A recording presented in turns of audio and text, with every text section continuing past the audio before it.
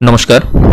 আপনি যদি একজন কৃষক হয়ে থাকেন এবং কৃষক বন্ধুর টাকা পেয়ে থাকেন তাহলে আপনার জন্য কিন্তু এই নিউজটি খুবই গুরুত্বপূর্ণ। আপনারা হয়তো কিছুদিন আগেই কৃষক বন্ধুর টাকাটা পেয়ে গেছেন।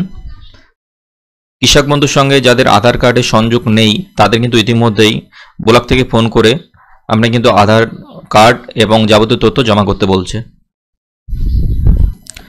আপনার এই সমস্ত তথ্য যদি আপডেট না থাকে তাহলে কিন্তু টাকা পেতে পরবর্তীতে আপনাদের সমস্যা হতে পারে। আপনারা বাড়িতে বসে দেখে নিতে পারেন আপনার কৃষক বন্ধু প্রোফাইলে আপনার সমস্ত কিছু আপডেট আছে কিনা। তার জন্য আপনাদের kishakbandhu.net এই অফিসিয়াল ওয়েবসাইটে চলে আসতে হবে। আমি এর লিঙ্ক ডেসক্রিপশন বক্সে দিয়ে দেবো, আপনারা এই লিঙ্কের মাধ্যমে চলে আসতে পারবেন। আসার পর আপনার নথিভুক্ত কৃষকের তথ্যতে ক্লিক করবেন। ক্লিক করার পর আপনাদের সামনে কিন্তু নতুন একটা পেজ ওপেন হবে। এখানে সিলেক্ট অপশানে এখানে আপনাদের যে আইডি দিয়ে সার্চ করতে চান সেই আইডিটা সিলেক্ট করে দেবেন।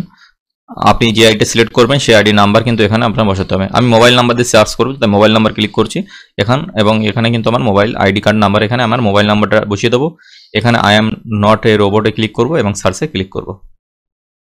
আপনারা এখানে দেখতে পাবেন আপনার সমস্ত ডিটেলস, আপনার ভোটার কার্ডের নাম্বার, আপনার আধার কার্ড যদি আপডেট থাকে তাহলে এই আধার কার্ডের নিচে আপনার এখানে কিন্তু লেখা থাকবে আপনার আধার কার্ডের নম্বর, আপনার নাম, ডিস্ট্রিক্ট সমস্ত কিছু এখানে মেনশন করা থাকবে। স্ট্যাটাসে যদি অ্যাপ্রুভ লেখা থাকে এবং ট্রানজ্যাকশন স্ট্যাটাসে যদি ট্রানজ্যাকশন সাকসেস না থাকে তাহলে ট্রানজ্যাকশন স্ট্যাটাস যদি সাকসেস না থাকে ট্রানজ্যাকশন, তাহলে কিন্তু টাকাটা আপনার এখনো ঢোকেনি। তো এর জন্য বিস্তারিত জানতে কিন্তু আপনাকে ব্লক অধিকারীর সঙ্গে কথা বলতে হবে।